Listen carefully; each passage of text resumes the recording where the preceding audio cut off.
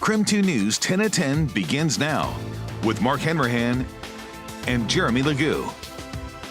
Good evening and thank you for joining us for KREM 2 News 10 at 10, where we give you more news in less time. Let's get started. The Pullman man accused of kidnapping his daughter and taking her to Mexico is expected back in court tomorrow. This comes at the same time an Idaho inmate is expected in court tomorrow as well on a murder charge of an elderly Julietta man. KREM 2's Connor McAvoy is tracking both cases. He joins us live in the newsroom tonight with more on what we can expect in court. Connor?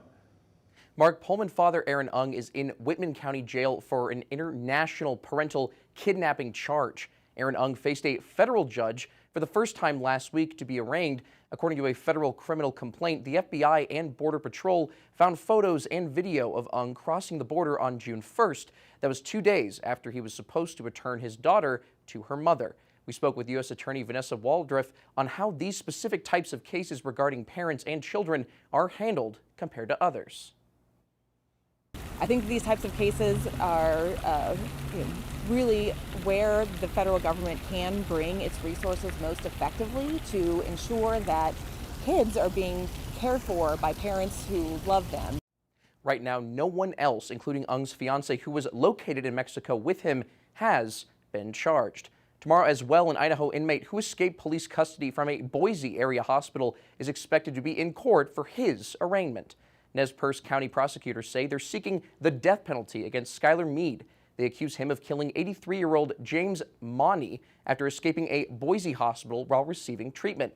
He's also been linked to the death of 72-year-old Don Henderson from Orofino. Our Boise sister station spoke with a friend of Henderson's, Ron Thompson, about the life lost in this tragic incident.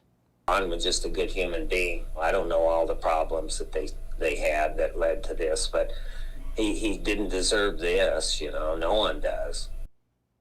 In Aaron Ung's case, the U.S. Attorney Office told us tomorrow consists of a detention hearing, a preliminary hearing, and a status hearing. Skylar Meades faces arraignment. In the newsroom, Connor McAvoy, KREM 2 News. All right, Connor, thank you very much. New tonight, 2 suspects were arrested after a drive-by shooting in the Perry district early Sunday morning. Spokane police say one woman was shot in the leg on East 7th Avenue when that bullet came inside her home. Later that night, police say they found 35-year-old Jonathan Takwia passed out in a car with a stolen gun next to him. He was later linked to the shooting. Police also arrested 18-year-old Jacob Milne in connection to that same shooting. Both were booked into the Spokane County Jail on several charges, including first-degree assault and drive-by shooting charges. Now to an update on one of the largest wildfires burning in Washington. The Pioneer Fire has now spread into the town of Stehekin tonight. That fire had prompted level 3 go-now evacuation orders as crews battle high winds along Lake Chelan. Over the next 24 hours, fire crews expect the winds to die down slightly. That fire has burned nearly 37,000 acres so far and is 13% contained tonight. And with wildfire season in mind, a much more forgiving forecast on the side of the state. Chief Meteorologist Jeremy Legoo joining us live at the Weather Center with more on what we can expect in the coming days. Jeremy? Well, Mark, we're heading into a little bit of a dry stretch, but it doesn't look like we get critical fire danger in the days to come, just a little bit drier. 81 degrees with the dew point of 45 puts our relative humidity in the 20s, even close to 30%. Why is that a big deal? Because the lower that number is, the more prone to wildfire starts, ignitions, and spreads we are. So if we keep those numbers high, that's a good thing. When it comes to air quality right now, we sit at moderate, and that's about as bad as it gets tonight and tomorrow.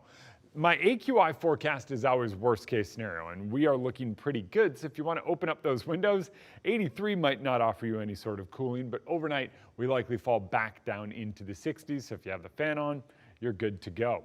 When it comes to our overall forecast, things stay pretty mild in the coming days. A little bit of easterly wind blows some more smoke out. We don't have a chance of rain returning to the region until Friday, and that stays in the Cascades. For us, that returns Saturday with a few isolated showers and thunderstorms.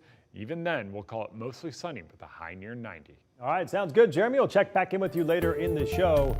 Now to our night beat with a quick look at today's top stories. Earlier tonight, we received a new batch of election results for Washington's primary election. In the primary, the top 2 candidates who received the most votes, regardless of party, will advance to the general election in November. So let's take a look at those latest results, starting with the race to replace Kathy McMorris Rodgers in the 5th Congressional District.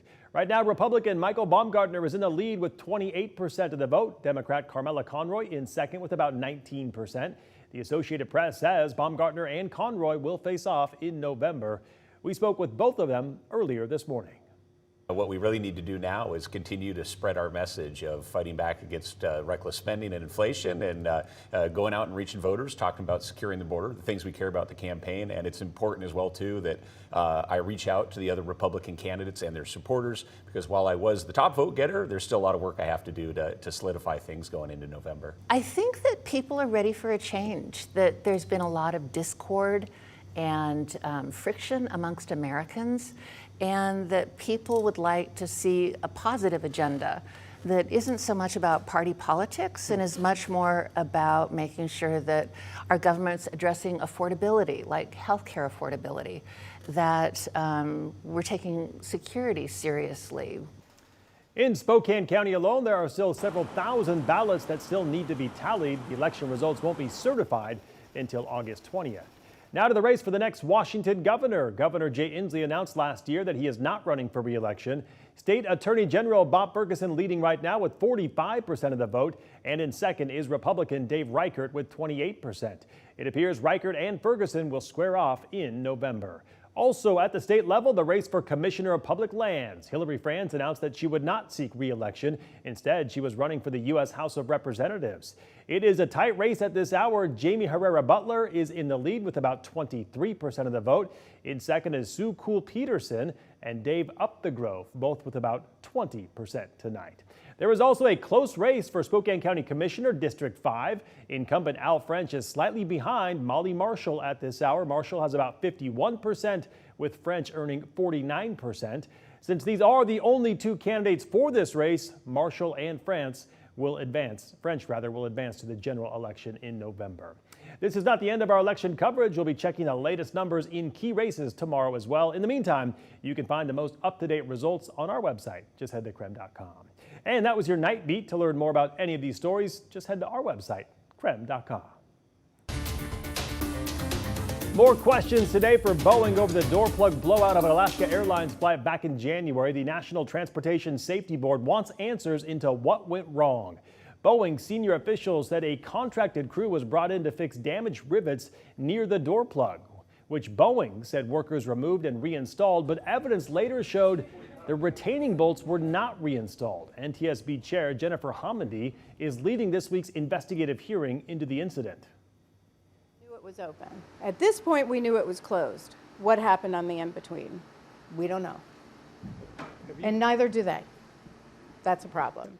Boeing says it is redesigning its door plug to make it more fail-safe.